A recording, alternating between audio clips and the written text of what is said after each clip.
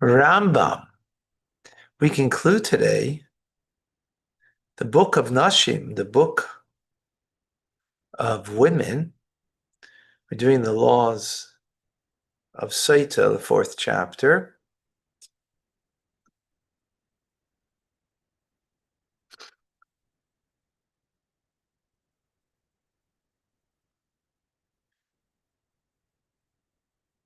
Fourth chapter. Okay.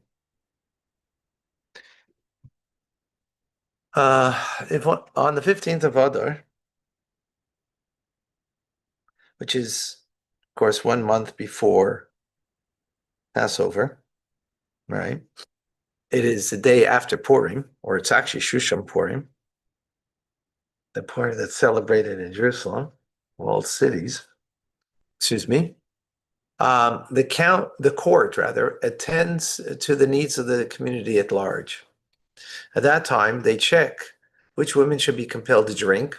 This is connecting to Soita, right? The laws of Soita.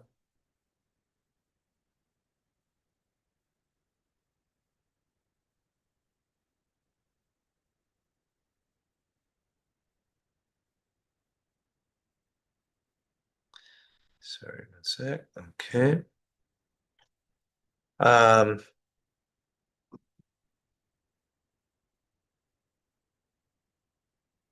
they check the women compelled to drink so that they can compel them to drink, and to which should be given a warning so that they are divorced without receiving the money due to them by virtue of the ksuba.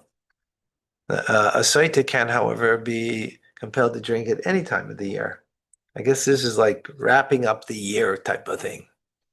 A Saita is compelled to drink bitter water only during the daytime. The entire day is fit for this purpose. Two Saitas should not be compelled to drink, as implied by the verse, and the priest shall have her stand. In other words, one at a time. When a Saita says, I will not drink the bitter water, because she is overcome by fear, she has the option of retracting and saying that she will drink the waters. If, however, she says she will not drink when she is healthy and not affected by fear, she may not change her mind and say that she will drink the bitter waters.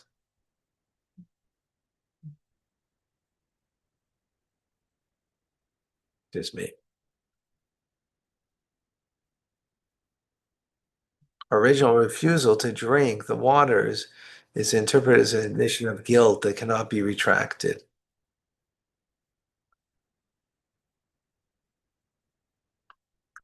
If she says, I will not drink before the scroll of God's name written for her is blotted out, the scroll is entombed. It is not fit to be used for another Saita. Her meal offering is scattered on ash heap because she makes an offering on the altar. If she says, I will not drink the water after the scroll has been blotted out, we take hold of her and force her to drink the water once that's happened. We intimidate her that she should drink it, and we tell her, my daughter, if you are certain that you are innocent, stand firm, drink the water without fear, for the water can be compared to a powder of drug placed on the skin. If there's a wound, it will penetrate and descend. If there's no wound, it will have no effect. Right? In other words, you're going to be okay. If she says, I committed adultery, right? This is what we're speaking about, a woman that is committed or is being found privately with a man after her husband said, don't be private with that man. And she was private with that man, specifically that man, not another man, who the husband said not to be. And two witnesses found her to be private with that man, right? Now she came forward and says, you know what, I committed adultery. Although the scrolls have been blotted out, the water should be poured out, for they are not sacred nature, and her meal offering is scattered on the ash heap.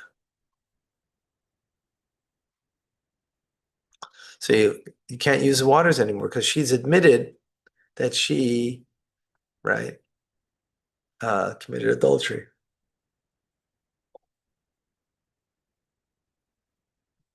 When the scroll of the Sota is written at night, it is unacceptable, as implied by the verse, which states that the priest, the kohen, must write, he shall give to drink, and he shall offer, establishing an equivalence between the different activities.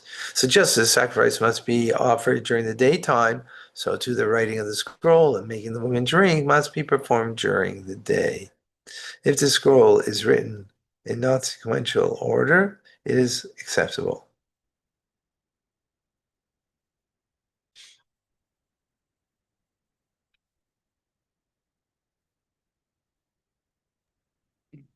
Not Yes, acceptable. Huh? Not acceptable. Not acceptable. Right. Such as the sacrifice is offered in daytime, so too writings women during and performed during the day, it's not acceptable. Exactly. If the scroll is written in not sequential order, it is not acceptable, as implied by the verse which states that the Kayin shall write these curses in sequence.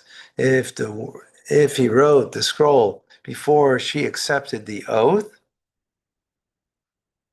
right, it's unacceptable. As implied, and he will administer the oath and will write.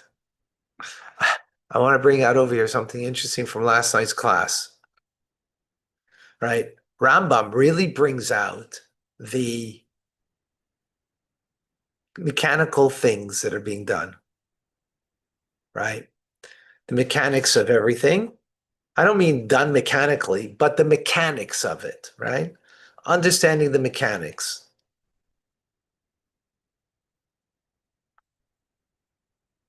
Definitely doesn't feel when we learn this because it's based on the verse and it sounds very right. But when we understand that the Torah is not written for the mechanics, I mean, it is written for the mechanics, so we need to do the mechanics and do it appropriately. So therefore, like the Saita, right, has to be given the potion by day. It has to be, the scroll has to be written by day, all of that, the mechanics of it.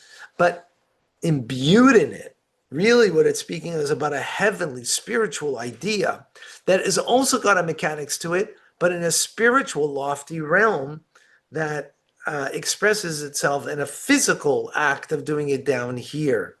When we understand it in the spirit, it's a whole different, then we see that it's not just happenstance that, okay, this is what the verse is saying, this is what, and it seems just to be, arbitrary almost. It's not arbitrary at all. That's when you're learning Rambam, you don't get that sense that it's not arbitrary. Yes, you're learning it out from the verse, so the verse is saying it. You're not arbitrarily saying that this is the law. You're taking it from a source, but the source just sounds like, perhaps arbitrary until you learn Chassidus and you see that it's not, as was in last night's class. Just wanted to point that out, that very clear over here, to me at least. Okay, we're going to stop over here.